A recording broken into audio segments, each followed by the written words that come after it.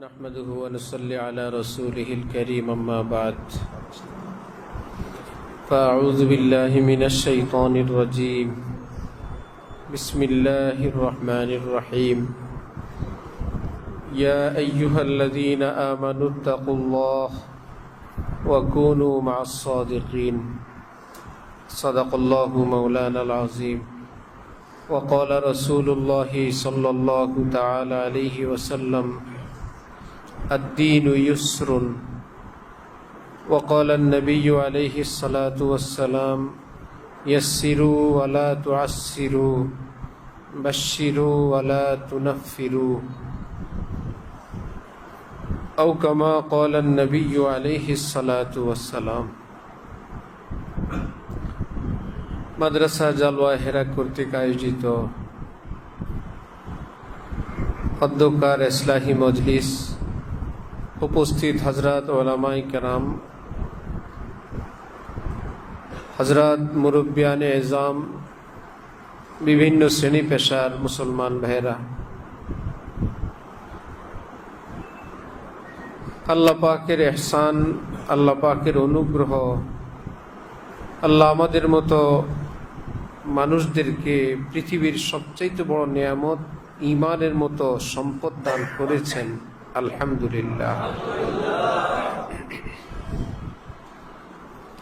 আর অল্প একটু কাজ বাকি।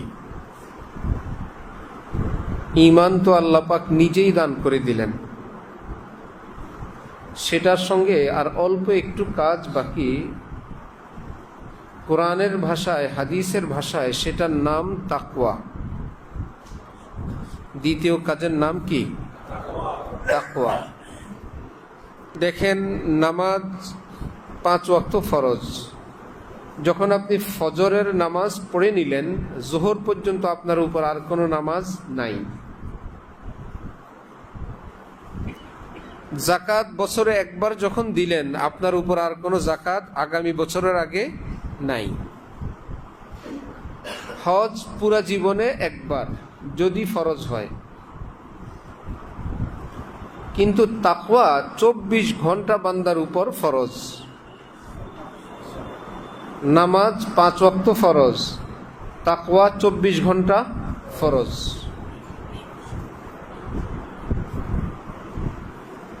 ভয় পাওয়ার কিছু নাই।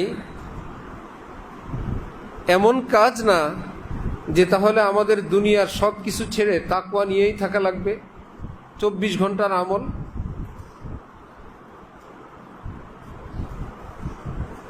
হযরত ওয়ালা করাচি রহমতুল্লাহ আলাই বলেন যে অনেক সময় মানুষ মাথায় কোনো বোঝা নিয়ে যান, হাত ছেড়ে। দেখা যায় হাত দিয়ে তিনি সেটা ধরলেন না, এভাবেই যান। এই হাতবিহীন তার যাওয়াটা, এই বলে কি মনোযোগ নাই তার সাথে? শতভাগ মনোযোগ। বাহ্যিকভাবে দেখা যাবে হাত দিয়ে ধরেন নাই, কিন্তু মন দিয়ে ধরছেন। হাতে আপনি কাজ করেন, কথা বলেন, যে কোনো কিছু করেন, কিন্তু মনোযোগ সহকারে যে আমার মাথায় এমন একটি বোঝা আছে, আমার চাল চলনে, আমার নড়াচড়ার কারণে সেটা যেন পড়ে না যায়, এটা মনের মধ্যে থাকে। ঠিক এক ব্যক্তির সঙ্গে যদি ছোট অঙ্ক 10 লাখ টাকাই আছে, তিনি এখান থেকে নারায়ণগঞ্জ থেকে ঢাকা যাবেন, মতিঝিল যাবেন, এই বলি কি তার রাস্তাঘাটে কথা বলতে পারবে না, খাবার খেতে পারবে না, বাস গাড়িতে উঠতে নামতে পারবে না? সব কিছু পারবে, কিন্তু সঙ্গে একটা কথা খেয়াল রাখবে, আমার সঙ্গে একটা টাকা আছে। এই কথাটা তার মনে রাখবে না সে? অর্থাৎ বেখবর থাকবে না, সে গাফিল থাকবে না।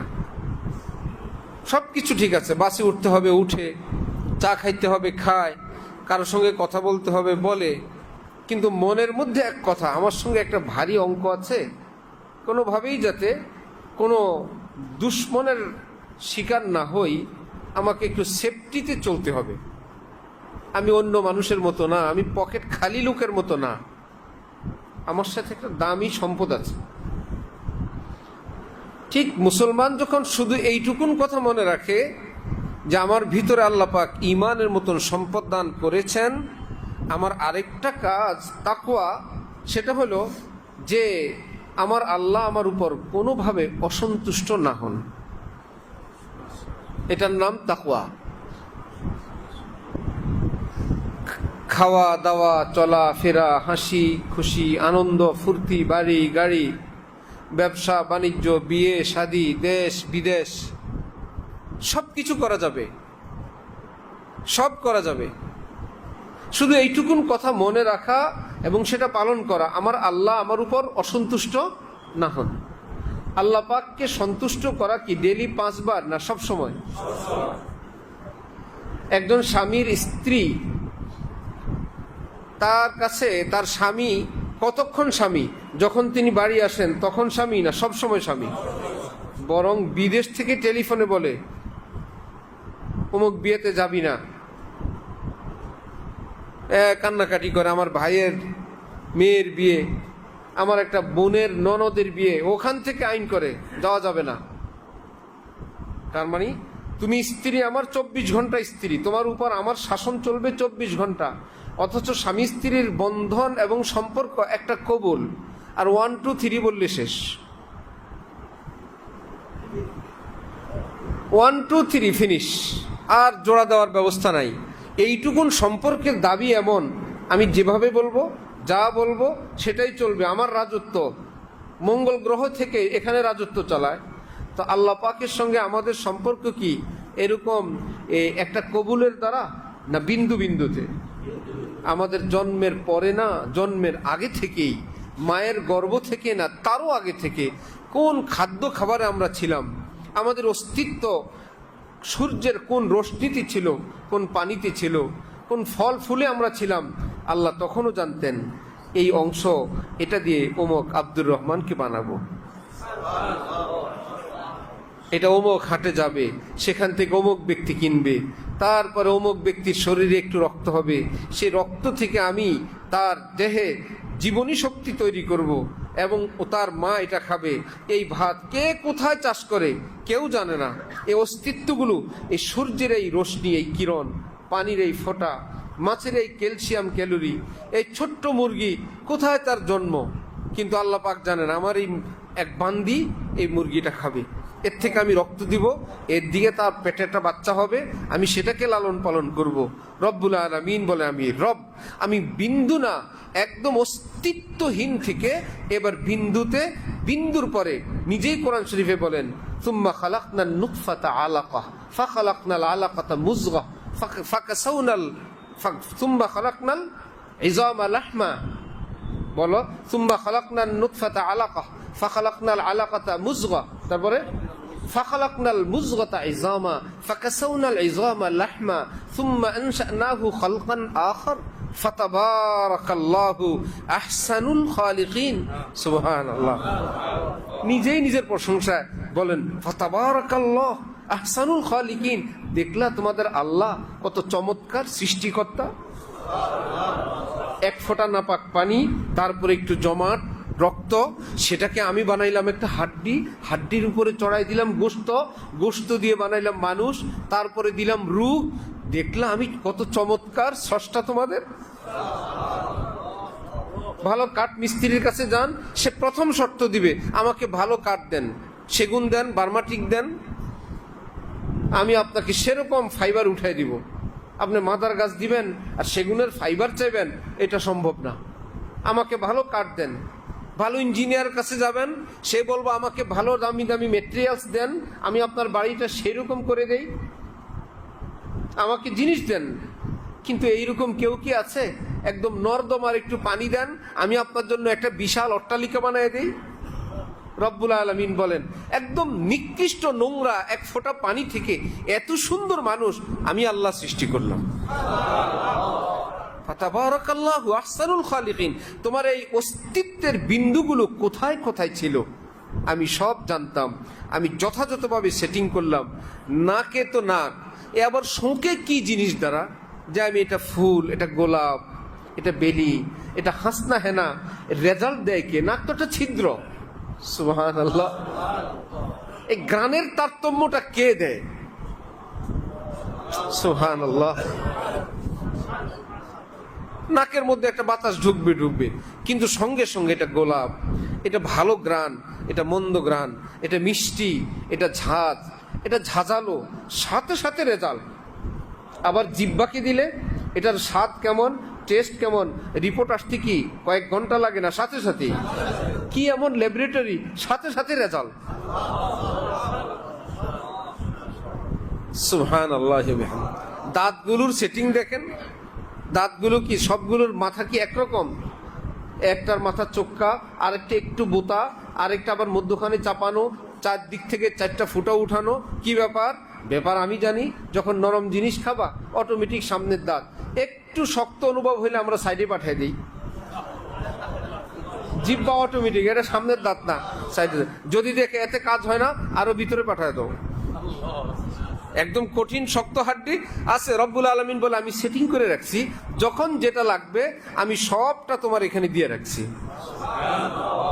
এমনি দাঁতের আগা দেখলে কি ব্লেডের মতো ধারালো, কিন্তু ব্লেডের কাজ করে। ব্লেডের কাজ করে, সে ব্লেড না, আবার ব্লেডের মতো কাজ সে করে। আবার এইরকম ধারালো উপরে নিচে কতগুলো দাঁত, এর মধ্যখানে জিহ্বা বেচারা খেলাধুলা করে। এই নরম জিহ্বা সারা বছর খেলতে থাকে। সুবহানাল্লাহি ওয়া বিহামদি, সুবহানাল্লাহিল আযীম, ফাতাবারাকাল্লাহু আহসানুল খালিকিন। যদি এক একটা অঙ্গ সাইডে হইতো, চোখটা এখানে, নাকটা এখানে, এক লোকমা ভাত কত জায়গায় ঘুরানো লাগতো, কত ল্যাবরেটরিতে নিয়ে। ঠিক আছে, ঠিক আছে, চোখ এখানে, আচ্ছা দেখছেন ভালো, নাক আরেক জায়গায়, আচ্ছা শুকলে ভালো, জিহ্বা আরেক পাশে, আরেক জায়গায় ভালো। রব্বুল আলামিন এমন ভাবে সেটিং করছেন, সামনে আসার সাথে সাথে একদিকে চোখ, এইদিকে বিবেক, এইদিকে নাক, এইদিকে জিহ্বা। আল্লাহু আকবার। সবটা বলে না এটা খাওয়ার উপযুক্ত না, মুখে দেন, মুখে দেওয়া লাগবে না, দেখেই বুঝে আসছে।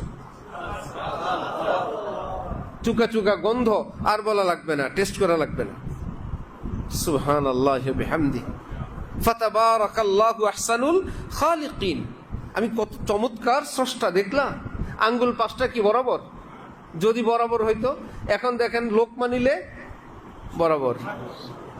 যদি বরাবর হইতো, এইরকম যখন একত্রে করতেন, এক একটা মাছ টাছ গোশত নিয়ে আগে চলে যেত, চলে যেত না? একটা এদিক ঠেলে এমন সিস্টেম করছেন এক জায়গায়। আবার প্রত্যেকটা গিরাই গিরা আবার ফোল্ডিং সিস্টেম করছেন, কোনটাকে কিভাবে ধরা লাগে কোনটাকে। আবার এত পিচ্ছিল করেন নাই ছুটে যাবে, ওখানে হালকা হালকা রেখা দিয়ে দিচ্ছেন। সুবহানাল্লাহ। হালকা হালকা রেখা দিলেন, যে ধরবা তো কেমনে ধরবা। পায়ের আঙ্গুলগুলো দেখেন, বৃদ্ধাঙ্গুলটা আগানো, বড় একটা নখ, এইরকম একটা নখ যদি কনিষ্ঠ আঙ্গুলের মতো জায়গায় হইতো, বছরে কতবার উল্টাইতো সেটা। কিন্তু বৃদ্ধাঙ্গুল এটা ডাইন বাম কারোর সঙ্গে লাগবে না, এই পাশেও একটা আঙ্গুল, এই পাশেও একটা আঙ্গুল, এটা নিজের বডির সঙ্গে। আমরা যত খোঁচাখাচি খাই বেশিরভাগ কিসের সঙ্গে খাই? কনিষ্ঠ আঙ্গুল, ঠিক না? সবাই দেখবেন নিজের কনিষ্ঠ আঙ্গুলের নখটা আগের দিকে না, এটা ডাইনে বামে হইলো গোশত, বোতার মতন, ভিতরে ছোট্ট একটা নখ। এটা এমনিতেই না, রব্বুল আলামিন বলে বহু জায়গায় খোঁচা খাবা, নখ থাকলে উল্টে যাবে। এটাকে একটু বাঁকা চাকা করে আগে সামনের দিকে দিয়ে দিচ্ছেন গোশত, ভিতরের দিকে অল্প একটু নখ দিয়ে দিচ্ছেন। কি সুন্দরভাবে সাজাইছেন। মুনাজাত দেওয়ার জন্য কনুই আছে, হাতের তালু আছে, সেজদা করার জন্য সুন্দর হাঁটু দিলেন, একদম পাটে পাটে পাটে পাটে। এবার হাত ফেলো, এইবার হাঁটু ফেললা, এবার হাত, এবার নাক, এবার বলো সুবহান রাব্বিয়াল আ'লা। এবার আল্লাহু আকবার বলে উঠে যাও। এবার দেখো তো পিছনে এভাবে যাওয়া যায় না, তোমার ডিউটিও নাই, আমি ওইভাবে বানাইও নেই। আমাদের পিছনে যাওয়ার কোনো ডিউটি নাই, এই জন্য দেহ সেদিকে এরকম যায় না। ডাইনে এরকম কায়ত হয়ে পড়ার কোনো আল্লাহর হুকুম নাই, ডাইনেও দেহ যায় না। বায়েও ডিউটি নাই, বায়েও যায় না।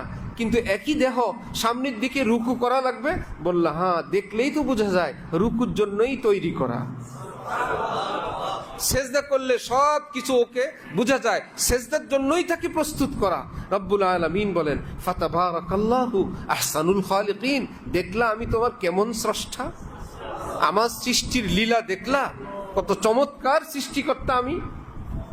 আবার নিজেই বলেন ওয়াফি আনফুসিকুম আফালা তুবসিরুন, আরে দেশ দুনিয়া সারা পৃথিবী কি দেখবা, নিজেকে একটু দেখো না। তুমি তোমার ভিতরে দেখলেই তো হয়, তোমার ভিতরে একটু দেখো। নাকের ভিতরে আবার একটু পশম দিয়ে দিছেন, হালকা একটু ভিজা দিয়ে দিছেন, কি ব্যাপার যে এতটা ডাস্ট এতটা ধুলা, সেখানে কিছু পশমে আটকাবে ফিল্টার, আবার কিছু ভিজা দিয়ে দিলেন সেখানে আটকা যাবে। আবার বললেন উজুর সময় 3 বার নাকে পানি দিয়ে নাকটা ফিল্টারটাকে ফ্রেশ করে নিবা।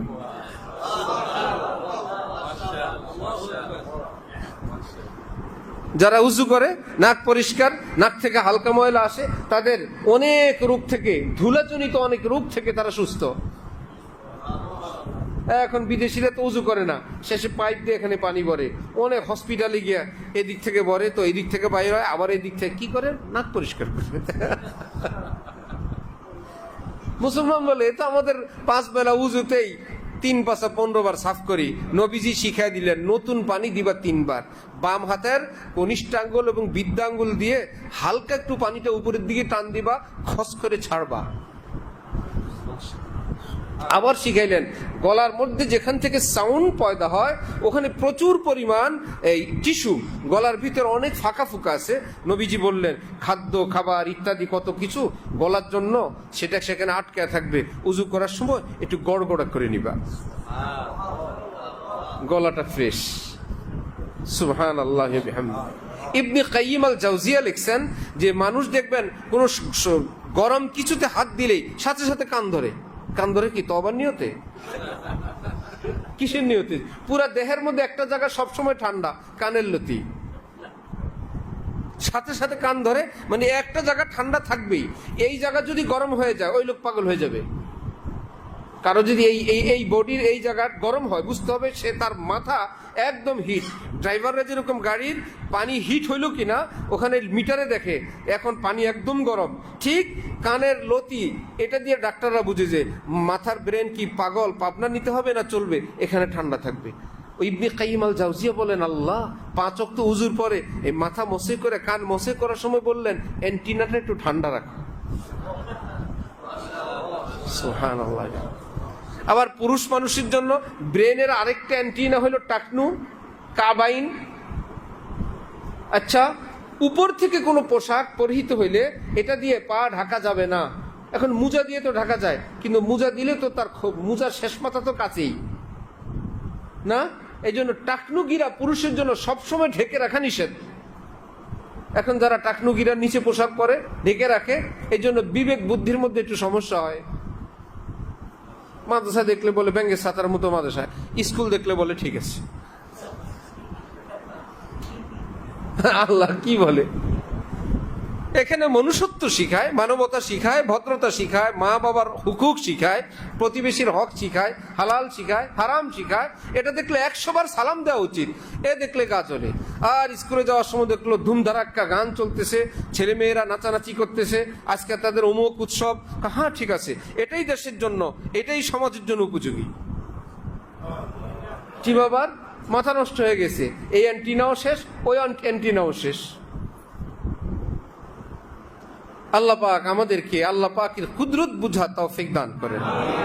আল্লাহ পাক বলেন ওয়াখতিলাফু আলসিনাতিকুম ওয়া আলওয়ানিকুম, দেখো তো তোমাদের দেহের রঙের ভিন্নতা, কত ক্রিম মাখে, মগর হাবশার এই বান্দা ফর্সা হয় না, হয় না, হাবশি ফর্সা হবে না। এক হাবশি রাস্তা দিয়ে যাওয়ার সময় আফ্রিকান কোনো মানুষ দেখে একজনের রাস্তার পাশে সুন্দর একটা আয়না, মিরর, এ কে এটাকে ফেললো? সামনে নিয়ে দেখে ভিতরে ভূতের মতো লোক একটা দেখা যায়, ফেলাই দিছে, বুঝছি এই জন্যই তোরে ফেলাইছে। আয়না নিজের সামনে নিয়ে দেখে আয়নার ভিতরে কালো এক লোক, অন্য কেউ না, নিজেই। আয়না হাতে নিলে তো নিজেরাই নিজে দেখছে, এর বুঝে নাই। এখন দেখে এইরকম বিশ্রী চেহারার এক লোক আয়না ফিক্কা মেরে ফেলায় আর বলে এই জন্যই তো তোরে ফেলাই গেছে। ভিতরে যেই লোক দেখা যায় এটা কি অন্য কেউ না, সে নিজেই। আল্লাহ পাক বলেন ওয়াখতিলাফু আলসিনাতিকুম, তার এই ডিজাইনের এই ভিন্নতা কেউ করে নাই। ও আলওয়ানিকুম, তোমাদের ভাষার ভিন্নতা। কান্ট্রি তো কান্ট্রি, রাষ্ট্র তো রাষ্ট্র, একই রাষ্ট্রের এক এক ধরনের উচ্চারণ। আচ্ছা খুঁজি তো, সিলেটিরা কোত্থেকে এই ভাষা শুরু করলো? পুরান ঢাকা কবে থেকে এই শুরু করলো? নোয়াখালীর মানুষ এই ভাষায়, চট্টগ্রামের মানুষ, কোনো কুল কেনারা নাই। কবে থেকে শুরু? আল্লাহ বলেন খামাখা তারিখ খুঁজে লাভ নাই, আমি করছি, এগুলো আমার খেলা। ওয়াখতিলাফু আলসিনাতিকুম ওয়া আলওয়ানিকুম ইন্না ফি যালিকা লাআয়াতিল লিল আলিমিন, জাননেওয়ালাদের জন্য অনেক নিশান। আর শুনে আর বলে কি মজার ভাষা। সিলেটিরা যখন কথা বলে, চাটগাঁয়ারা যখন পরস্পর কথা বলে, নোয়াখালীর লোক যখন কথা বলে, ময়মনসিংহের লোক যখন কথা বলে, অক্ষরে মেরেল বাম হয় না, অক্ষরে কুইটাল বাম। আরে বাবা কি মজা লাগে নিজেরা যখন বলে। আর দুই চাটগাঁয়া বললে তো সুবহানাল্লাহ হবে হামদ। সিলেটি তো সিলেটি। শাহ পরান রহমতুল্লাহি আলাইহির মাজারের গেছেন, ওই এলাকায় গেছেন সিলেট দরগা মসজিদের খতিব সাহেব হযরত মাওলানা আকবর আলী সাহেব। অরিজিনাল সিলেটি বয়ান করতেন, এতটা স্বয়ং সিলেটের লোকে বয়ান বুঝতো না। কিছুটা জড়তা আছে, বুড়া হয়ে গেছেন ভাষায়, উনি ওনার বয়ান করতেছেন। ওনার খাদেম মাওলানা খলিলুর রহমান সাহেব রহমতুল্লাহি আলাইহি শাহপরান দরগার খতিব ছিলেন। উনি নিজে আমাদেরকে বলছেন, আমাদের হযরত ওয়ালাকে, আমরা সাথী ছিলাম, বললেন হযরত বয়ান করতেছেন, একটা মানুষ কিচ্ছু বুঝে নাই, কিন্তু কেউ বলতে পারবে না বুঝি না, চুপ করে বসে থাকতে হবে। সিলেট দরগা মসজিদের খতিব উনি, জুমার সময় বয়ান করেন, সারা দেশের লোক যায়, তো জুমায় এক লোক বসছে বয়ান করতেছেন, এক বেচারা নতুন আইসা মধ্যখান দিয়ে বলতেছে বয়ান বুঝি না। পুরান লোকরা বলছে বেটা বয়, কোন জায়গায় বলছো বয়ান বুঝি না। উনি তো শুনে ফেলছেন, উনি বললেন আকবর আলী বাংলা হইতা, ইংরেজি না হইতা, বাংলা হইতা। বুঝো না কেন, আমি তো বাংলাই বলি। আকবর আলী বাংলা হইতা, ইংরেজি না হইতা। সবাই বলছে বয়ান বুঝা লাগবে না, এমনি বসে থাকো। তো এখন বয়ান করে আসার সময় হযরত মাওলানা খলিলুর রহমান সাহেব বলেন যে হুজুর ওই দিক ফিরলে আমি সবাইকে বলতাম বসেন, বুঝানোর জন্য আমি আসতেছি। ওনাকে কোনো খাদেমের হাওলা করে খাওয়া দাওয়া বা কোনো কাজে, সুবহানাল্লাহ বিহামদি, মস্ত বড় আল্লাহ ওয়ালা ছিলেন। এক আলেম, সিলেট গেলাম আমরা রমজানে, আকবর আলী সাহেব রহমতুল্লাহি আলাইহির গল্প বলতে গিয়ে বললেন সিলেট থেকে ঢাকা দক্ষিণ একটা উপজেলা থানা, উনি বেবি ট্যাক্সি দিয়ে গেলেন, বেবিওয়ালা ভাড়া নিবে না। ভাই ভাড়া নিবেন না বললেন, আমি আগেই নিয়ত করছি, এত লম্বা 30-40 কিলোমিটার পথ, সে ভাড়া নেয় না। বললেন যে ওই সিলেট দরগার ওই ইমাম সাহেব হুজুর আমার এই বেবি ট্যাক্সিটা কিনে দিছেন। কেমনে? বললেন আমি রিক্সা চালাইতাম, আমার রিক্সা দিয়ে হুজুর এক বাসায় গেছেন, তো ওই বাসাওয়ালা কিছু হাদিয়া দিয়ে বলছেন রিক্সা ভাড়া। তাহলে কি এগুলো হুজুরের টাকা না রিক্সাওয়ালার টাকা? যা দিছে মুট করে আইনে রিক্সাওয়ালারা দিয়ে দিছে, আমারও তো দেয় নাই, তোরে দিছে। রিক্সাওয়ালা বলে আমি ওই দিয়ে বেবি ট্যাক্সি কিনে ফেলছি, আমারও তো নিতে বলে না, বলছে রিক্সা ভাড়া। আমারও দিলে আমি নিতাম, তোরে দিতে বলছি, তোর কপাল। ও হুজুর ওই এক মুঠের টাকা দিয়ে আমি বেবি ট্যাক্সি কিনছি, এই জন্য আমি ভাবছি আমার দিছেনও এক আলেম, আপনিও একজন আলেম, আপনারা আজকে ফিরি ফিরি খেদমত করবো। সুবহানাল্লাহ বিহামদি। আল্লাহ পাক, আল্লাহ দিন এত মজার, এত মধুর, এই পৃথিবীর কোনো আস্তানায়, কোনো নেশায়, কোনো নাচে, কোনো গানে, কোনো কনফারেন্সে কোথাও এত মজা নাই। একবার আল্লাহ নামে যে স্বাদ, যেই মজা, এক সেজদায় যেই মজা, একবার আসমানের দিকে তাকাইলে আল্লাহ আপনি বানাইছেন। রব্বুল আলামিন বলেন হ্যাঁ, ওয়াসসামা বানাইনাহা বিআইদিন, আমি আমার হাত দিয়ে বানাইছি। বিআইদিন আই বিল কুওয়া, আমার শক্তি দিয়ে বানাইছি। কিন্তু আল্লাহ তো শক্তি বলেন নাই, আল্লাহ বলছেন আমি আমার হাত দিয়ে বানাইছি। তো আল্লাহ পাকের তো হাত নাই, মুফাসসিরিন কেরাম বলেন অর্থাৎ শক্তি। তোরা বুঝবে তো, ওই জন্য বুঝার জন্য তো করে হাতের কথা বলছে। ওয়াল আরযা ফারাশনাহা, এই জমিনটা এত সুন্দর, কত সুন্দর এক জমিনে গাছ, এটা তিতা ফল, এটা মিঠা ফল, এটা উস্তা, এটা আম, এটা আনারস, এটা টক ফল। আল্লাহ সুবহান আল্লাহ, একই মাটি, একই বাতাস, একই রোদ, আবার একই আম, কত রকমের স্বাদ, এক এক ফলের এক এক স্বাদ। আবার মৌসুমের বেশ কম। আবার যদি মাটির সঙ্গে যদি পানিটা না থাকে তো মানুষের ব্রেন পাগল হয়ে যাবে, কোনো সবুজ থাকবে না, গাছগাছালি থাকবে না। পানির চাপ কোন দিকে, উপরে থাকে না নিচে? তো জমিনে যে পানিটা এই হাজার হাজার লক্ষ কোটি বছরে আস্তে আস্তে পানিটা নিচের দিক চলে যাবে না? যে পানি নিচের দিক চলে যাচ্ছে, এখন আর গাছগাছালি লাগাইলে হয় না, মাটিতে পানি নাই, কারণ এত বছরে শুকাইতে শুকাইতে পানিটা নিচে চলে গেছে। আল্লাহ বলেন যাবে না। আল্লাহু লা ইলাহা ইল্লা হুয়াল হাইয়ুল কাইয়্যুম, আমার আরেক নাম, এক নাম আল্লাহ, আরেক নাম আছে কাইয়্যুম।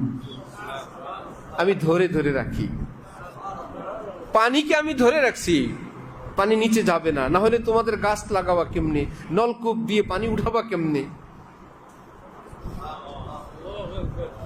পানিতে 6-7 কি বলে, জমিনে 8 তলা বিল্ডিং করবেন, এত পাইলিং, এত রড, এত কিছু, না হলে কাইত হবে, না হলে ভূমিকম্প হবে। এত শক্ত মাটি না, নিচের মাটি ভালো না। অথচ নদীতে 10 তলা লঞ্চ, ওখানের পাইলিং গেল কই? পানির উপরে 10 তলা লঞ্চ, মাটির উপরে 8 তলা করলে পাইলিং, পানির উপরে 10 তলা লঞ্চ চলতেছে। রব্বুল আলামিন বলেন, দেখলা পানিকে আমি কি ডিজাইন করে বানাইলাম? সুবহানাল্লাহ। এতগুলো লোহা, এতগুলো মানুষ পানির উপরে, তো যত তালা হবে তত আগে ডুববে না? ডুববে না, কারণ পানিকে আমি এমন সিস্টেমে বানাইছি এটার উপর দিয়ে যেন তোমরা এক দেশ থেকে আরেক দেশে সফর করতে পারো, মালামাল পার করতে পারো। সুবহানাল্লাহ। এই জন্য ডাক্তাররা বলেন মৌসুমি ফল এবং যেই দেশে যেই ফল আসে সেটা কম বেশ কিছুটা খাওয়া উচিত। ওর মধ্যেই রোগ প্রতিরোধ ক্ষমতা আছে। ওই মৌসুমের উপযোগী করে আল্লাহ পাক ওই মৌসুমের ফল পাঠান। বিদেশ থেকে ফল এনে খাওয়ার কোনো প্রয়োজন নেই। এখন এক এক দিন পর, কদিন পরে পরে ডাক্তাররা বলে, জানেন মিষ্টি কুমড়া পাতা কি আছে? পড়লে মনে হয় দুনিয়ার সব বাদ দিয়ে শুধু মিষ্টি কুমড়া পাতাই খায়, ভাত তরকারি বাদ দিয়ে শুধু মিষ্টি কুমড়া। আবার কদিন পরে বলে, জানেন ডিটক্স ওয়াটারে কি আছে? কি লাগে? এই দুটো পুদিনা পাতা আর একটু শশা টশা ভিজাবেন, একটু আদা দিলে আরো ভালো। কি? আল্লাহ দুনিয়ার ভিটামিন। আল্লাহ বলেন কি, রব্বুল আলামিন তো এগুলো এমনিতেই দিয়ে রাখছেন। পুদিনা পাতা কি আছে, থানকুনি পাতা কি আছে? তা আমাদের গ্রামে এক কি ছিল, পাগল ছিল, বিয়ে পাস, তো ব্যাত একটা হাতে থাকতো, আমরা ছোটবেলা দেখছি, নুরু পাগলা রাস্তা দিয়ে যায় আর গাছ একটা পিটান দেওয়ার বলে মেডিসিন আছে, মেডিসিন আছে। যেই গাছে পিটান দেয় বলে মেডিসিন আছে। রব্বুল আলামিন বলেন, মা খালাকতা হাযা বাতিলা, আমি পৃথিবীর একটা কিছু অনর্থক সৃষ্টি করি নাই। মশার জ্বালায় আমরা শেষ। এখন বিজ্ঞানীরা বলে মশা যদি পৃথিবীতে না থাকে পৃথিবীর সব পানি নষ্ট হয়ে যাবে। এই খাল বিলের পানি, নদীর পানি এত দূষিত হবে, এই পৃথিবীর মানুষ এটাকে আর সোজা করতে পারবে না। এই মশার শরীরে এমন এক ভিটামিন আল্লাহ দিয়ে দিলেন, ওই মশার সুহবতের বরকতে পানিগুলো ভালো থাকে। আল্লাহু আকবার, সুবহানাল্লাহ ওয়া বিহামদি। কলার থোকা দেখছেন? কলার থোকা, এটা এখন রোদ সইতে পারবে না, এটার উপর কভার সহই তাকে সৃষ্টি করছেন। যখন রৌদ্র সইতে পারবে আমরা গিয়ে সেটাকে ছিঁড়ে ফেলি না, নিজে নিজেই পড়ে যায় না? তো নিজে পড়ে না, আল্লাহ বলেন আমি ফেলাই দিই। কিসের নিজে নিজে? নিজে নিজে কিচ্ছু নাই দুনিয়া। এগুলো কি বলে, কাফের মুশরিক বেঈমানদের কথা। নিজে নিজে বৃষ্টি হয়, নিজে নিজে রোদ হয়, নিজে নিজে গাছ হয়। আল্লাহ বলেন কিচ্ছু নিজে নিজে হয় না। ওই কলার ওই কভারের নিচে কলাটা বড় হওয়ার পর যখন তার জন্য রোদ প্রয়োজন, এখন আর রেস্টের তার সময় নাই, আমি উপরের কভারটাকে আমি ফেলাই দিই। এখন সূর্যের কিরণ দরকার, কলার ভিটামিনের জন্য লাগবে। বককে আল্লাহ পাক এত বড় বানাইলেন, গলা কত বড়, পা কত লম্বা, কি ব্যাপার? এত লম্বা পা হইলে বক যদি উপরে চলে যায়, বকের গলা যদি মুরগির মতো হয়, খাইতে পারবে? সেজদা দিয়ে খাওয়া লাগবে। শুয়ে খাওয়া লাগবে, বসে খাওয়া লাগবে। রব্বুল আলামিন বলেন সেই টেনশন তোমার করা লাগবে না। লম্বা পিলার দিলাম, এত উপরে বডি চলে গেছে, ওখান থেকে খাওয়ার জন্য আবার গলা লম্বা করে দিয়ে দিছে। তোমার বসে শুয়ে খাওয়া লাগবে না, আমি তোমার জন্য ব্যবস্থা করে দিলাম। পৃথিবীর প্রত্যেকটা কিছুই আল্লাহ পাকের নিদর্শন, আল্লাহ পাকের কারিশমা। এই জন্য এক বুজুর্গ বলেন যে গুলিস্তান মে যাকর কে হর গুল কো দেখা তেরি he she রঙ্গত Teri he she বু হ্যায়। আয় আল্লাহ, ফুল বাগানে গিয়ে দেখলাম এত রঙের ফুল, কিন্তু যেই ফুলের গভীরতা আমি যেতে চাই সেখানে গিয়ে আপনার অস্তিত্ব খুঁজে পাই। যেই ফুলের এই খুশবু, এই ফুলের এই সৌরভ, ফুলের এই মসৃণতা দেনেওয়ালা কেউ না, কেবলমাত্র আমার আল্লাহ, আর কেউ না, তারই দান। রব্বুল আলামিন বলেন, সুতরাং ফুলেই মজে যেও না, ফুলের বানানেওয়ালাকে খোঁজো। একজন এক বুজুর্গ বললেন, যার হাতের পরশে গোলাপ এত সুন্দর, সেই প্রিয় আল্লাহ তিনি জানি কত সুন্দর। যার পরশে চন্দ্র এত সুন্দর, তিনি জানি কত সুন্দর। যার পরশে ইক্ষু এত মিঠা, সেই প্রিয় আল্লাহ, তার নাম জানি কত মিঠা। ওয়া সুবহানাল্লাহ। আল্লাহ পাক আমাদেরকে আল্লাহ দ্বীনের মজা দান করেন। একই আকাশে নিচে, একই জমিনে চলে পৃথিবীর হাজারো মানুষ, রাস্তা দিয়ে চলছে তো চলছি। আরেকজন বলে, আল্লাহ আপনি আমাকে এভাবে বানাইলেন, আমাকে মা দিলেন, বাবা দিলেন, ইমানের মতন দৌলত দিলেন, আল্লাহ খাদ্য খাবার দিলেন, খাদ্যটাকে অনুধাবন করার মতন জিহ্বা, আল্লাহ নাক দিলেন, আবার সেটাকে পেটে কিছুক্ষণ রাখার জন্য আবার একটা পাকস্থলীও দিলেন, আবার সেখানে হজম করার জন্য আপনি একটা লিভার, আবার একটা পিত্তের ব্যবস্থা করে দিলেন। পিত্তথলি থেকে কিছুক্ষণ পর পর একটা ফোঁটা পড়ে, ওটা আবার তৈরি হয় লিভার থেকে। লিভার মানে কলিজা, কলিজার থেকে একটা মেডিসিন তৈরি হয়, ওটা পিত্তথলিতে গিয়ে রিজার্ভ হয়। ওখান থেকে খাদ্যর মধ্যে খাদ্য বরাবর পড়লে আর কোনো কিছুর দরকার নেই, এটাই ব্যালেন্ডার। হাড্ডি গুড্ডি যা দিবেন, ওই এমন শক্তিশালী এক মেডিসিন, সব কিছু হজম। কোনোদিন কি এরকম হয়েছিল যে খাওয়ার সময় একটা হাড্ডি পায়খানার রাস্তা আটকা পড়ছে? কারো হয়েছিল কখনো? সুবহানাল্লাহ।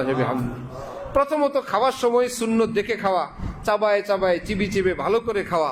এর মধ্যেই কত কাটাকুটা, কত কিছুই তো আমরা না এক্সপোর্ট করে দেই না, বা পাঠানো বললে এক্সপোর্ট, আর ভিতরের দিকে ইম্পোর্ট করি। যেভাবে বলেন, এদিক থেকে গেলে এক্সপোর্ট, আর যদি নিজের বিবেচনা করেন তাহলে কি ইম্পোর্ট। দোনোটাই ঠিক আছে।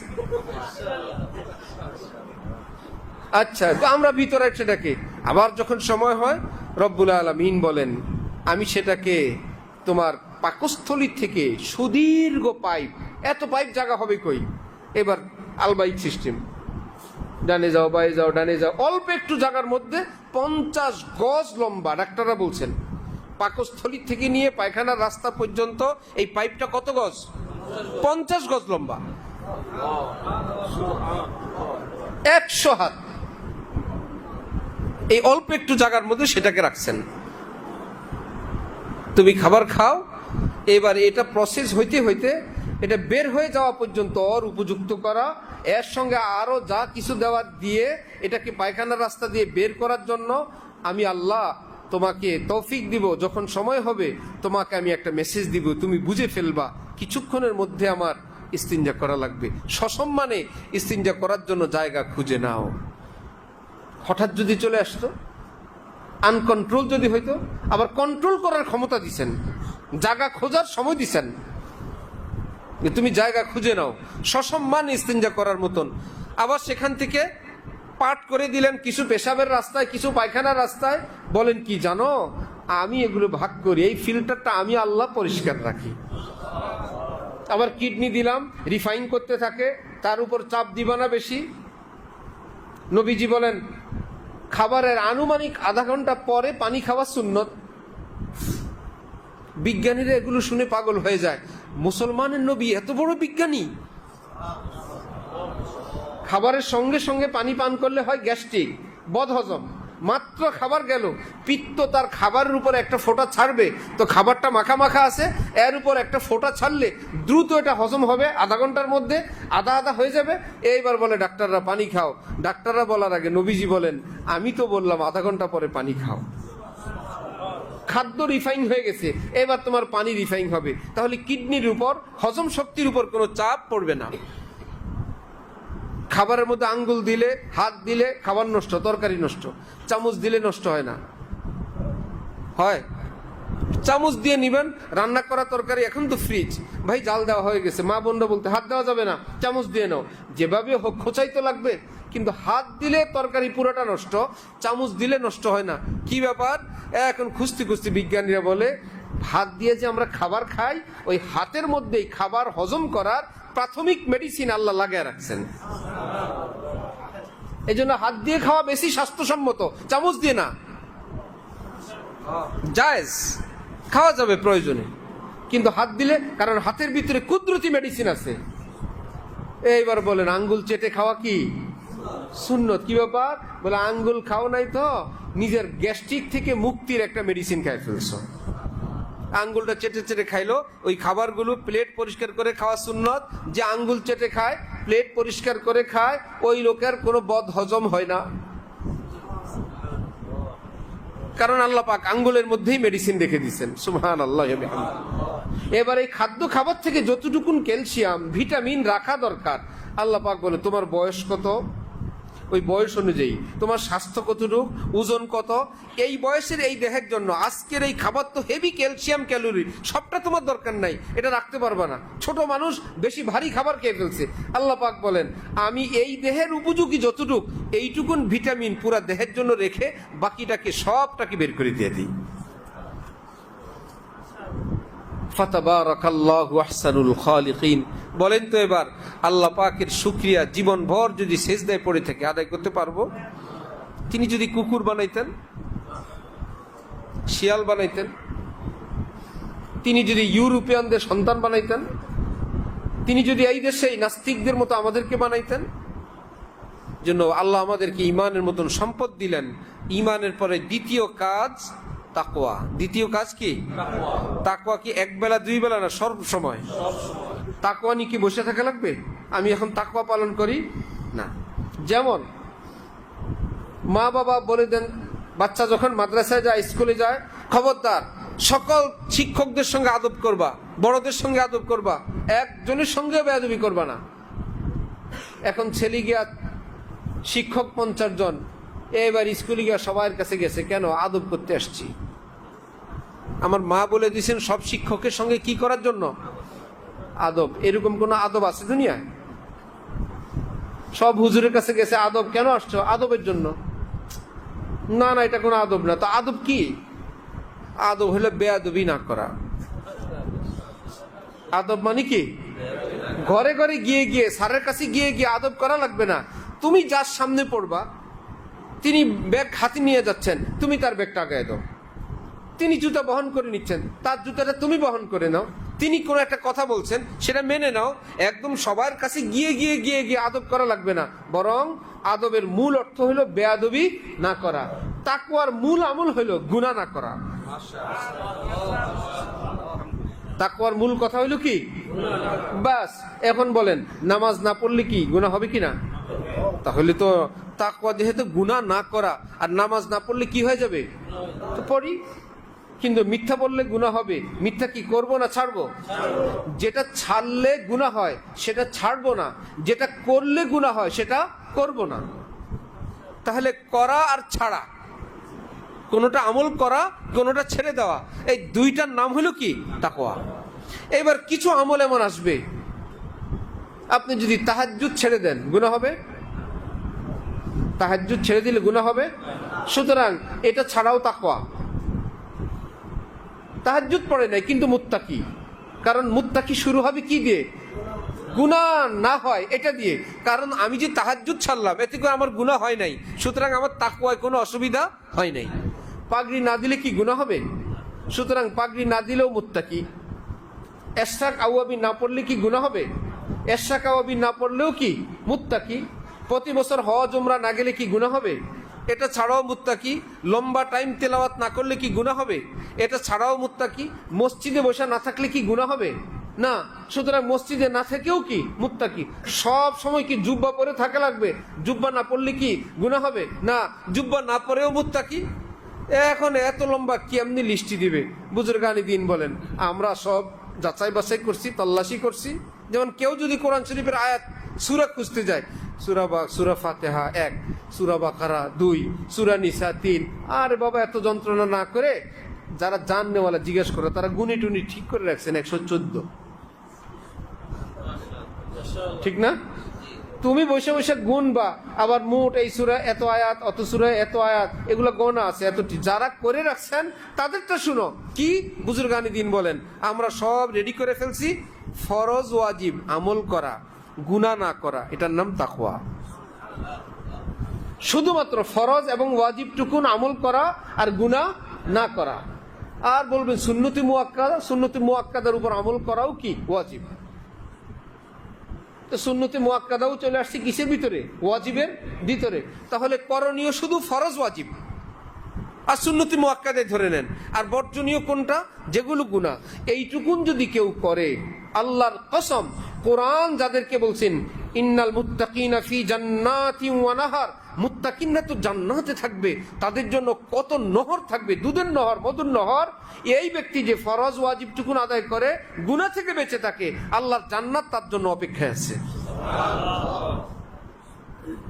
তাহলে কাজ করা যাবে, ব্যবসা করা যাবে, করা যাবে না যেটা গুনাহের কাজ, ধোকার কাজ, প্রতারণার কাজ, সুদের কাজ, ঘুষের কাজ, নষ্টামির কাজ, বদচরিত্রের কাজ, এগুলো কি আমাদের জন্য সম্মানের না অসম্মানের? তাহলে আল্লাহ পাক আমাদেরকে অসম্মানিত করতে চান না। এমন কোন গুনাহ নাই ওই গুনাহটা সম্মানের। নাম্বার 2, এমন কোন খাবার নাই আল্লাহ পাক বলেন হারাম আর ওটা স্বাস্থ্যসম্মত। এমন কোন খাবার এই পৃথিবীতে নেই যেটার নাম হারাম এটাই ক্ষতিকর। আজকের এই পৃথিবীতে যারা পানির মতো মদ খায়, যারা নিজেরা খায়, কমপক্ষে তারা তো একটা স্বাস্থ্যসম্মত মদ বের করা দরকার। কিন্তু মদের উপর কি হালালের সিল না হারামের সিল? হারামের সিল। যেহেতু এটার উপরে হারামের সিল, এটাকে উপকারী বানানোর প্রসেস কিয়ামত পর্যন্ত বের করতে পারবে না। যেটা হারাম এটা ক্ষতিকর হবেই। পুরুষের জন্য স্বর্ণ ব্যবহার করা কি হারাম, এটা পুরুষের জন্য উপকারী হবে না। কোন রকম টানটুন দেয়া ডাক্তাররা বাইর করছে, পুরুষের পুরুষত্ব শক্তি ধ্বংস হয় স্বর্ণ ব্যবহার করলে। পুরুষের পুরুষত্ব শক্তি ধ্বংস হয় স্বর্ণ ব্যবহার করলে। এখন বলো এই জন্যই তো আল্লাহ হারাম করছেন। সুবহানাল্লাহ। নারীর সঙ্গে আবার সেটা তাদের শারীরিক যেই বিভিন্ন রক্তের গ্রুপ ইত্যাদি, সেটার সঙ্গে সামঞ্জস্য। পুরুষ যদি নারীর মতো চুল রাখে কেমন লাগে? সুন্দর লাগে না। আর নারী যদি পুরুষের মতন ছোটখাটো করে, একদম পুরুষের যেরকম অল্প একটু ভাঁজ করে, কত সুন্দর লাগে। কিন্তু কোনো মহিলা যদি, কোনো উপযুক্ত মেয়ে যদি এরকম চুল কেটে রাখে, সুন্দর লাগে? আল্লাহ যেটাকে আল্লাহ নিজাম বানাইছেন ওটাই সুন্দর, ওটাই সুন্দর। আচ্ছা, পাগড়িওয়ালা, পায়জামা পাঞ্জিওয়ালা কয়েকজন হুজুর যদি বাসের পিছনে ঝুলতেছে আর কয়েকজন ছাদে, সুন্দর লাগে? আর কয়েকজন শার্ট প্যান্টওয়ালা যদি উপরে থাকে, খারাপ লাগে?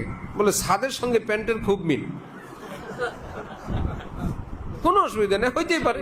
কিন্তু যখন পাগড়িওয়ালা, না, এটা যায় না। তো বোঝা গেল আল্লাহ পাক আমাদের জন্য যেগুলো সবচাইতে সুন্দর, আর কোরআন শরীফে আল্লাহ পাক বলছেন উহিল্লা লাকুমুত তাইয়্যিবাত, যত তাইয়্যিবাত আছে, স্বাস্থ্যকর আছে, খুশবুদার আছে, আকর্ষণীয় আছে, আমি সেগুলোকে তোমাদের জন্য হালাল করে দিয়েছি। ওয়া হুররিমা আলাইকুমুল খাবায়েস, যত খবিস জিনিস আছে আমি সেগুলোকে হারাম করে দিয়েছি। তাহলে দুনিয়ার যত খারাপ হারাম জিনিস, সেগুলো কি ভালো জিনিস না খবিস জিনিস? কোরআন শরীফ আল্লাহ পাক বলেন খাবায়েস, খবিস, নোংরা, নিকৃষ্ট। তাহলে হারাম জিনিস নিকৃষ্ট, নোংরা জিনিস, হালাল জিনিস উৎকৃষ্ট জিনিস। হালাল সম্মানের, হারাম অসম্মানের। হালাল স্বাস্থ্যকর, হারাম অস্বাস্থ্যকর। তাহলে আমরা শরীয়তে থাকলে দুনিয়ার দিক থেকে কি ঠকবো না জিতবো? দুনিয়াও জিতবো। আরেক ডাক্তার বলছেন পুরুষ মানুষ নিজের দৈহিক চাহিদা নিজের স্ত্রী ব্যতীত অন্য যে কোনো পন্থা, এমনকি ভিন নারীর সঙ্গেও যদি পূরণ করে, স্বাস্থ্যের ক্ষতি। আর এই মানুষটাই যদি নিজের এই চাহিদা পূরণ করে নিজের স্ত্রীর সঙ্গে, স্বাস্থ্যের জন্য উপকার। আশ্চর্য কথা। হযরত ওয়ালা করাচি আমাদের দাদা পীর বলেন, আমি হাকিম, হযরত চিকিৎসক, এই জন্য শাহ হাকিম মোহাম্মদ আখতার বলে না, এই হাকিম মানে হলো হেকমতের হাকিম না, তিব্বিয়ার হাকিম। দাওয়া চিকিৎসক হযরত ওইটারও হাকিম। এবং কি জানি আছে, দাওয়াখানা আছে, পাকিস্তানে আছে এখনো না, আশরাফি দাওয়াখানা। তো হযরত বলেন, আমি একজন চিকিৎসক, আমার ভালো করে জানা আছে এই পৃথিবীর পাগলা গারদে যত পাগল, এর অধিকাংশ হইল হারাম প্রেমে আক্রান্ত হয়ে হারাম ভাবে নিজের জীবন যৌবন ধ্বংস করে, এগুলো পাগল হয়েছে 90 ভাগ, সব হারাম প্রেমের পাগল। এখন মা বাবা তো ডিটেলস বুঝে না। আর মানসিক ডাক্তার যারা ভালো আছেন অধিকাংশ নিজেরা মানসিক রোগী। মানসিক ডাক্তার যারা, এর অধিকাংশই হইল নিজেরা মানসিক রোগী। একটা ছেলে পরীক্ষায় ফেল করছে, তার মন খারাপ যে কোনো কারণে, তাকে নিয়ে যাবে, মানসিক কোনো সমস্যা আছে কিনা, বিসমিল্লাতেই তার সঙ্গে এমন সব কথাবার্তা বলবে, তাদের কাজ কাউন্সিলিং করা। ওই কাউন্সিলিংয়ে তার পাগল হওয়ার মাত্রা আরো বাড়বে। এরপরে ওষুধ দিবে, ঘুমের ওষুধ। এখন ছেলে ছিল স্বাভাবিক, বাড়িতে আসার পর আর নিচেও পাগলের ডাক্তারের কাছে, এবং সবাই বলতেছে কানাঘুষা করে পাগল পাগল। সেও দেখতেছে আমিও তো আসলে সুস্থ না। আমাদের এক শিক্ষক বিভিন্ন কারণে অকারণে এরকম এক ডাক্তারের কাছে গেছে, ওষুধ দিছে। এখন আমার কাছে খবর আসছে উনি তো খালি ঘুমায়, ডুলু ডুলু করে, ওনার তো মাদ্রাসায় রাখা যাবে না। আমি বললাম কি পাগলের ওষুধ খাইছে? পরে বললাম, আমি বললাম তো আপাতত ওষুধ বন্ধ কর। পরে বললাম একটু হাসি খুশি থাকো, আরো কিছু দিলাম, বিনা ওষুধ এখন রোগী সুস্থ।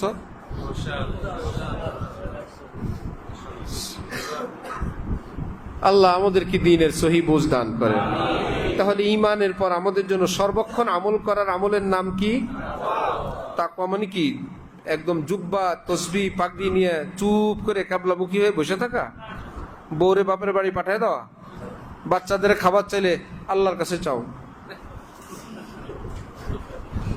আপনাদের নারায়ণগঞ্জের এক হুজুর, উনি মাদ্রাসার প্রিন্সিপাল, তো মাদ্রাসা চালাইতে কষ্ট, বেতন ভাতা দিতে কষ্ট। আমারে বলে একজন প্রিন্সিপাল দেন আমার মাদ্রাসার জন্য। কেমন? আল্লাহওয়ালা, ঠিক আছে। আর আল্লাহ থেকে চায়া নিতে পারে এরকম, আমি তো বুঝছি, মানে উনি দায়িত্বটা দেওয়া বাঁচার জন্য। তা আমি বললাম প্রিন্সিপাল আছে যিনি ভালো করে পড়াইতে পারবে, আর আল্লাহ থেকে নেওয়ার দায়িত্বটা আপনি রাখেন। মানে উনি পরের মাস থেকেই বলবে আমার, আপনি কি শিক্ষক দিলেন? আল্লাহওয়ালা দিতে বললাম, চোখের পানি দিয়ে রাত্রে দোয়া করবে, সকালে দেখবে ক্যাশের মধ্যে টাকা, বেতন ভাতা, বোর্ডিং চালাবে, সে শুধু আমার কাছে টাকা চায়, তখন আমারে ধরবে। শিক্ষক আল্লাহওয়ালা না। আমি তো চালাকে বুঝছি। আমি বললাম ভালো শিক্ষক আছে, চালাইতে পারবে মাদ্রাসা, কিন্তু আল্লাহ থেকে নেওয়ার ডিউটিটা আপনার রাখা লাগবে। এরপরে আর বলে না যে দেন। বুঝতেছেন? তো নিজের ছেলের বললেন যে আমি ক্যাবলামুখী হয়ে বসছি, তোমরা আল্লাহর কাছে চাও। এটা কি ইসলামের শিক্ষা? নবীজি এরকম করছিলেন? স্ত্রীদেরকে বলছিলেন আল্লাহর কাছে চাও, আমি স্বামী, আমার কর্তব্য। হ্যাঁ, দোয়া করো, এটা ঠিক, কিন্তু এই বলে আমি দিতে পারবো না, তোমরা আল্লাহ থেকে নাও, এটা বলা সুন্নতের খেলাফ। নিজের স্ত্রী, নিজের সন্তানকে, অধীনস্থদেরকে। তাহলে নবীজি মদিনা মুনাওয়ারায় আসার পর স্ত্রীদেরকে এক একজনকে 1 বছরের ভরণ পোষণ 1 মুঠি দিয়ে দিয়েছেন। বলেন নাই আল্লাহর কাছে চাও, বললেন না আমি স্বামী, আমার থেকে নাও। সুবহানাল্লাহ। আর আমাদের বুজুর্গের অবস্থা কি? যে আমি এখন মুত্তাকি বুজুর্গ হয়ে গেছি, সারাদিন দোয়া দুরূদ তাসবিহ তাহলিল, খাওয়া দাওয়া লাগে, আল্লাহর কাছে চাও। এটা কি সুন্নত না সুন্নতের খেলাফ? কোরআন শরীফে কি আছে? ইযা কুদিয়াতিস সালাত ফান্তাশিরু ফিল আরদ ওয়াবতাগু মিন ফাদলিল্লাহ। দরবেশ সাহেব নামাজ শেষ, কাজ করতে যান, আল্লাহর হুকুম, বাইরন মসজিদ থেকে বাইর হন, পরে আবার আজান দিলে আসবেন। ফান্তাশিরু ফিল আরদ, কাছে যান, ব্যবসায় যান, দোকানে যান। আল্লাহ পাক রিজিক ছড়ায় ছিটায় রাখছেন, সেটাকে খুঁজে নিয়ে আসেন। ঘরে বসে থাকলে হবে না, খুঁজেন। হযরত মারিয়াম আলাইহিস সালাম তার ঘরে বিনা বাবায় হযরত ঈসা নবী দিলেন আল্লাহ। হযরত ঈসার কি বাবা আছে? এবং হযরত মারিয়ামের কিসমত, কোরআন শরীফ আল্লাহ ওনার নামে সূরা নাজিল করেছেন, সূরাতুম মারিয়াম, না হযরত মারিয়ামের নামে সূরা নাজিল। যাই হোক, যখন হযরত ঈসা জন্মগ্রহণ করলেন, কোরআন শরীফ আল্লাহ পাক বললেন, আমি জানি একটা মায়ের সন্তান ভূমিষ্ঠ হলে তৃষ্ণা লাগে, ক্ষুধাও লাগে, দুর্বলও লাগে, সবটার মেডিসিন আমি একটা ফলের মধ্যে রাখছি, খেজুর। আমি তখন মারিয়ামকে বললাম, ওয়াহুজ্জি ইলাইকি বিজিজইন নাখলা তুসাকিত আলাইকি রুতাবান জানিয়া, মারিয়াম খেজুর ডাল ধরে নাড়া দাও, খেজুরটা আমি উপরে রেখে দিছি, পড়লে খেয়ে নিও। মুফাসসিরিনগণ বলেন, এই বেটির ঘরে আল্লাহ বাবা ছাড়া আপনি পুত দিলেন, অলৌকিকভাবে দুনিয়াতে আসলো, অলৌকিকভাবে কয়েকটা খেজুর ফেলাই দিতেন বাতাস দিয়ে, পাখি দিয়ে। বললে না, রিজিকের ব্যাপার, এটা অলৌকিক হবে না, একটু হাত পা নাড়া দিয়ে খাওয়া লাগে। মারিয়ামের ঘরে ঈসা দিলাম, এটা অলৌকিক ব্যাপার। রিজিক অলৌকিকের আশা করে লাভ নাই, রিজিকের জন্য একটু কষ্ট করা লাগে, একটু ডাইন বাম করা লাগে। কোন ফকির কারো বাড়িতে গেছে, ভিক্ষা চাওয়ার জন্য বলল, টাকা দেন নাই, এক মুঠ ভাত দেন নাই, চাল দেন নাই, এক মুঠ আটাই দেন, কোন প্রকারের যেটাই চায়, ঘরওয়ালারা বলে নাই নাই নাই। ফকির বেচারা এক ধমক দিয়ে বলে, কিছুই যখন নাই ঘরে বসে আছেন কেন, একটা বাটি নেন, আমার সঙ্গে বাইর হন। আপনার ঘরে কি, যার ঘরে কিছুই নাই, ঘরে কি করে, একটা বাটি নেই, আমার সাথে বাইর হন, আমার সঙ্গে তো ভালো কিছু আছে। এইরকম তাওয়াক্কুল করে ঘরে বসে থাকা জায়েজ নাই। তারকুল ইতিমাদি আলাল আসবাব লা তারকুল আসবাব। একদম অল্প কিছু মানুষ সাহাবীদের যুগে এবং যুগে যুগে ডাইরেক্ট আল্লাহর উপর তাওয়াক্কুল করা লোক খুবই অল্প। যেমন হযরত আবু বকর সিদ্দিক সবকিছু আল্লাহর রাস্তায় দান করে দিয়ে নবী বললেন, ঘরে কি? বললেন আল্লাহর রাসূল। ওই মজলিসে হযরত ওমর কি আল্লাহর রাসূল লাগছিলেন না 50%? হযরত ওমর কি করছিলেন, সব দিয়ে দিয়েছিলেন না 50%? তার মানে আবু বকর সিদ্দিকের সঙ্গে হযরত ওমর পর্যন্ত সাহস করে নাই, ওনার সঙ্গে আমরা না, আমরা দুগা রাখি, দুগা দান করি। আমরা আবু বকর হইতে পারবো না। ১৫০০ বছর পর এখন এসে মানুষকে আবু বকরের সবক শিখায়, ডাইরেক্ট অ্যাকশন। ভাই, অন্যান্য সাহাবীরাই তো পারে নাই, আবু বকর সিদ্দিকের সঙ্গীরা পারেন নাই ওনার সঙ্গে। হযরত ওমর বলতেন, আমার পরীক্ষা হয়ে গেছে, জীবনে কোনোদিন ওনার সঙ্গে পারি নাই, আর পারবো না, এটা কনফার্ম হয়ে গেছে। আমি নিয়ত করে ওনার কাজ শেষ হয়ে যায়, আমি যখন কাজ করতে রওনা করি উনি কাজ করে ফিরে আসেন। সুবহানাল্লাহ। তাহলে আল্লাহ পাকের উপর ভরসা কিভাবে? কাজ কাম না করে, না কাজ করে। দোকান খোলনা হামারা কাম হ্যায় আর গ্রাহক ভেজনা আল্লাহ মিয়া কা কাম হ্যায়। গাছ লাগানো, বীজ বপন করা, সার দেওয়া আমার কাজ, ফল দেওয়া কার কাজ? দোকান খোলা আমার কাজ, দোকানে মাল উঠানো, ফ্রেশ করা, পরিষ্কার পরিচ্ছন্ন করে বিসমিল্লাহ বলে খোলা। এইবার গ্রাহক পাঠাবেন কে? আল্লাহ। যখন এই নিয়ত করে বসবো, আল্লাহ আপনি পাঠায়েন, এইবার আল্লাহ পাঠাইছেন, 10, 20, 50 টাকা লাভ হয়েছে, আমার আল্লাহ আমারে দিচ্ছেন। সুবহানাল্লাহ। আল্লাহর কথা মনে হয়, আল্লাহ আমাকে দিলেন। রব্বুল আলামিন বলি, এইভাবে তুই বলতে পারলি, আমার কথা স্মরণ করলি, রাখ, তোরা আরো দিব। লা ইন শাকারতুম লাযীদান্নাকুম, যে আমার কৃতজ্ঞতা আদায় করে তা আমি আরো দিতে থাকি। সুবহানাল্লাহি ওয়া বিহামদিহি। এইবার আজান হইছে, আমার আল্লাহর হুকুম, এত দিলেন, আমার আল্লাহ দিলেন, আমি যাব না, ঘটঘট করে শাটার টানে আর বলে, আমারে কি কাস্টমারে খাওয়ায়? আমার আল্লাহ খাওয়ায়। আল্লাহ ডাকছেন, আমি গেলাম। আসছিল কাস্টমার, সবাই বলে মেইন কাস্টমারটা রেখে নামাজে যাবো হুজুর। হুজুর থেকে মাসালা নিয়ে আগেই ক্লিয়ার থাকে, নামাজ পরে পড়লেও হবে। পরে দেখা গেল আসর আজান দিয়ে দিস, হইল না?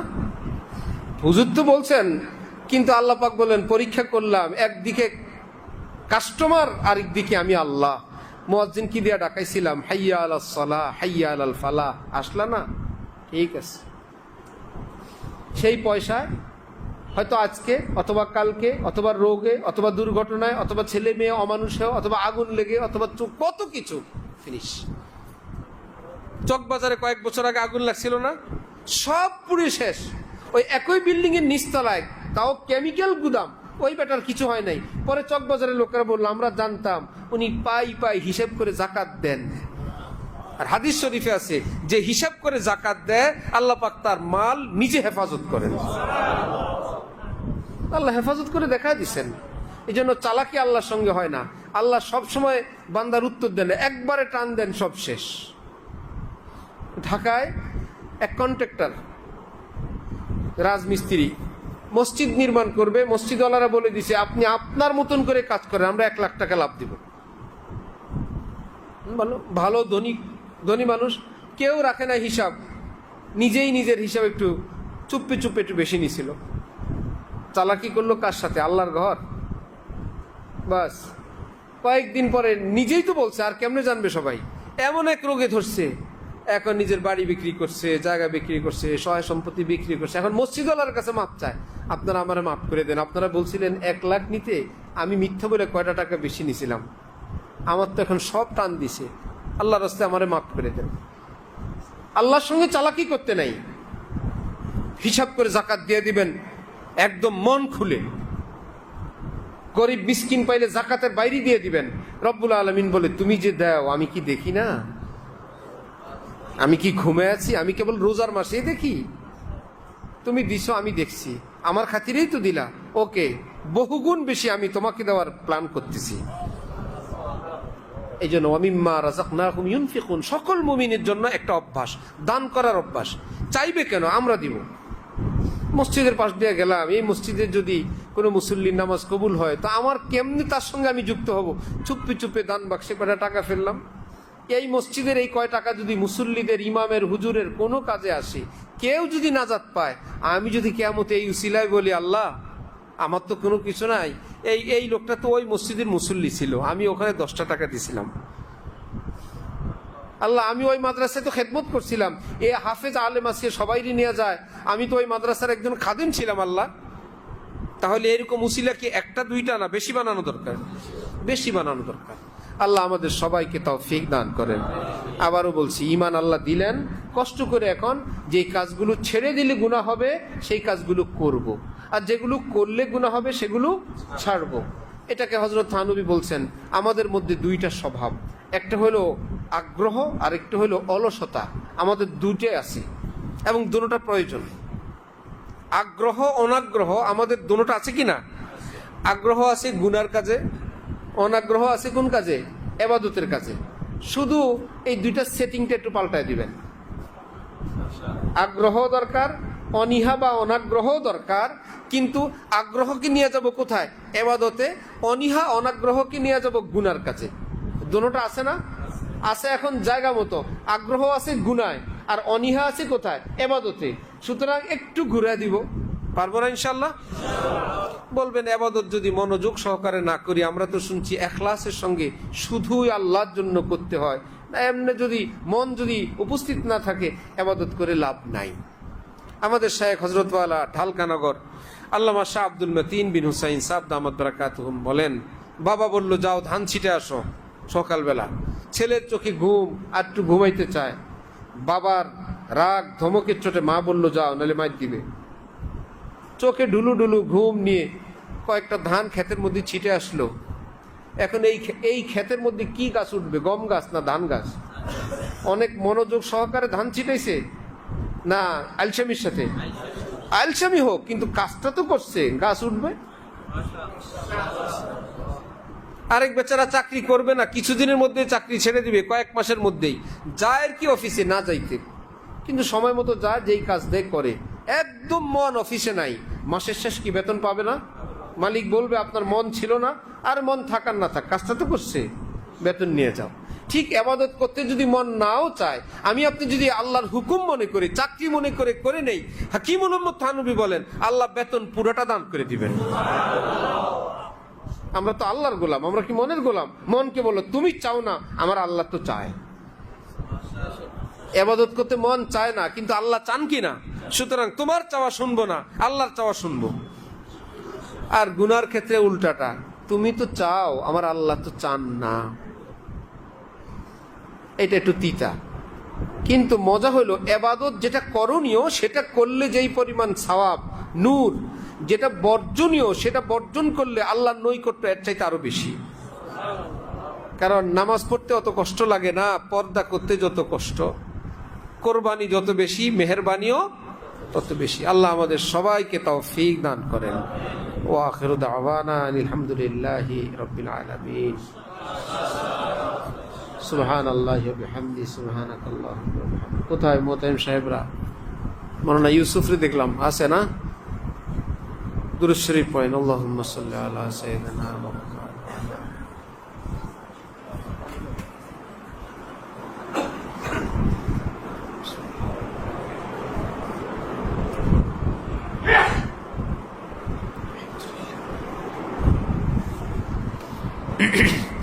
আলহামদুলিল্লাহি রাব্বিল আলামিন ওয়াসসালাতু ওয়াসসালামু আলা রাসূলিহিল কারীম।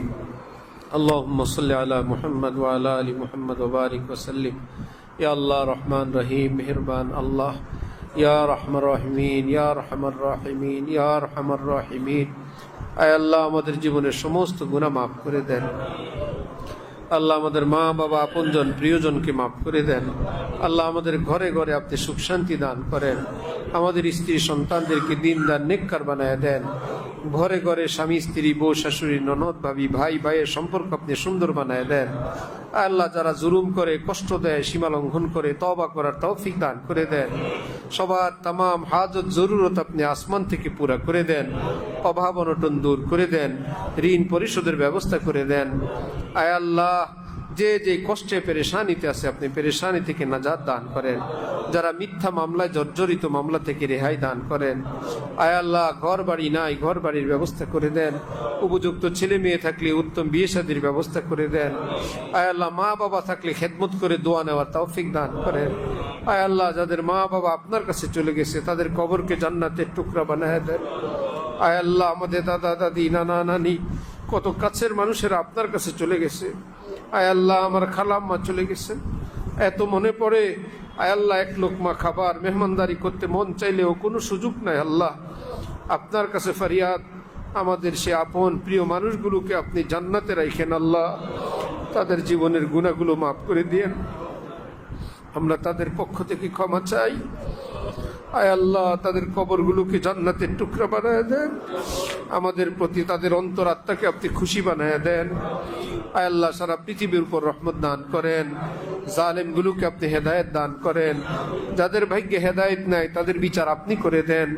যারা আমাদেরকে টার্গেট করে আপনার গজব দিয়ে আপনি তাদেরকে টার্গেট করেন। আল্লাহ, আমাদের এই দেশটাকে সুবিশাল বানায় দেন, শক্তিশালী বানায় দেন, স্বনির্ভর বানায় দেন। আয় আল্লাহ, মানুষগুলোকে আদর্শ নাগরিক বানায় দেন। চুরি ডাকাতি, জুলুম অত্যাচার, ঠকানো থেকে তওবা করার তৌফিক দান করেন। যারা ছোট বড় দায়িত্বে আছেন আল্লাহ, তাদেরকে দেশাত্মবোধ, দেশপ্রেম, আন্তরিকতা এবং দক্ষতার সঙ্গে সেবা করার তৌফিক দান করেন। আল্লাহ, কোনো জালিমের ভাগ্যে হেদায়েত না থাকলে যারা জুলুম অত্যাচার করে তাকে সেখান থেকে সরায় ভালো মানুষ আপনি সেই পোস্টে দান করে দেন। আয় আল্লাহ, আমাদের দেশের ক্ষেত খামারে আপনি বিপুল বরকত দান করেন, খনিজ সম্পদ দান করেন। আয় আল্লাহ, আমরা মুসলমানরা বিদেশে আয় আল্লাহ হাজার হাজার লক্ষ লক্ষ মানুষ শ্রমিক হিসাবে কাজ করতে যায়। আয় আল্লাহ, এটা আমাদের জন্য লজ্জার বিষয়, শরমের বিষয়। আয় আল্লাহ, আপনি আমাদেরকে আয় আল্লাহ রিজকে অনেক বরকত দান করেন। আমেরিকার মানুষ কোন দেশে কামলা দিতে যায় না, কোন দেশে রাস্তা ঝাড়ু দিতে যায় না। আয় আল্লাহ, মুসলমানরা যাওয়া লাগে। আয় আল্লাহ, আমাদের দ্বীন ঈমান আপনি মজবুত দান করে দেন। আমাদেরকে সম্মানজনক রিজিকের ব্যবস্থা করে দেন। স্ত্রী সন্তানকে ঘর বাড়িতে রেখে সেখানে কষ্টে তাদের জীবন, এদিকে এদের জীবন। আল্লাহ, আয় আল্লাহ, যারা এইভাবে বিদেশে আছেন তাদের রিজিকে বরকত দিয়ে দেন। দ্রুত দেশে ফেরার ব্যবস্থা করে দেন। তাদের পরিবার পরিজনকে সহি সালামতে রাখেন। আয় আল্লাহ, দেশেই কর্মসংস্থানের ব্যবস্থা করে দেন। আয় আল্লাহ, দেশটাকে ব্যবসা বাণিজ্য করার উপযোগী পরিবেশ বানায় দেন। অফিস আদালতগুলো সুদ ঘুষ মুক্ত বানায় দেন। সুন্দর হালাল ভাবে এই মুসলমান এই দেশে বাস করার পরিবেশ নাই। আল্লাহ, আয় আল্লাহ এত বিদঘুটে পরিবেশ, এত গুনার পরিবেশ হয়ে গেছে আল্লাহ, আপনি আমাদের জন্য ইমানি পরিবেশ দান করে দেন। আয় আল্লাহ মৌলিকভাবে দেশের পরিবর্তন করে দেন। আয় আল্লাহ দেশের যারা জিম্মাদার তাদেরকে এগুলো বুঝার তৌফিক দান করেন। আয় আল্লাহ দেশের মহব্বত, ইমান, ইসলামের মহব্বত সব কিছুর ঊর্ধ্বে রাখা তৌফিক দান করেন। আয় আল্লাহ সারা মুসলিম মিল্লাতের উপর রহমত দান করেন। আল্লাহ মাদ্রাসা জালওয়া হেরাকে কবুল ফরমান। আমার পীর ও মুর্শিদের নাম দিছে বরকত আপনি আজীবন এই মাদ্রাসার মধ্যে কায়েম দায়েম রাখেন। আয় আল্লাহ তালিম তরবিয়ত দিয়ে ভরপুর করে রাখেন। এই মজলিসগুলোতে যারা তশরিফ নিয়ে আসেন তাদের দোনো জাহান আপনি সুন্দর বানায় দেন। আয় আল্লাহ তাদের ঘর বাড়ি বিবি বাচ্চাকে দিনদার নেককার বানায় আল্লাহ ওয়ালা বানায় দেন। আয় আল্লাহ এই মাদ্রাসায় যারা খেদমত করেন, পড়েন, পড়ান, সকলকে আপনি নুরানি জিন্দিগি, বরকতের জিন্দিগি দান করে দেন। আল্লাহ যারা মাদ্রাসা প্রতিষ্ঠা করলেন হযরত মুহতামিম সাহেব, তার খানদানের উপর খাস রহমত দান করেন।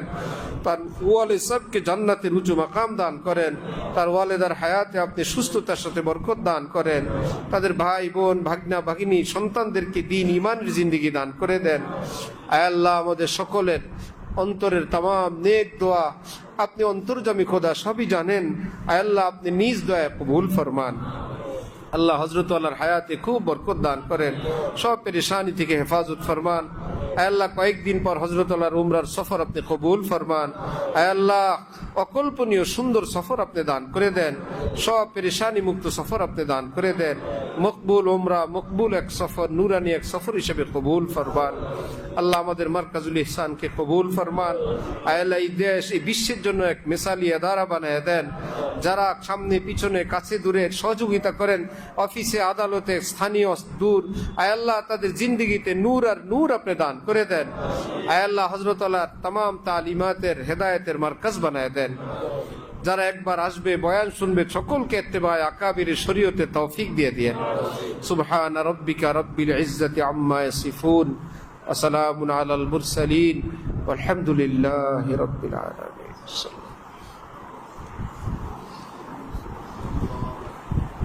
আলহামদুলিল্লাহ সকল মেহমানদের জন্য মেহমানদারি পার্সেলের ব্যবস্থা আছে। মেহরবানি করে যে খাওয়ার সময় মেইন গেটের কাছ থেকে পার্সেলটি গ্রহণ করবে।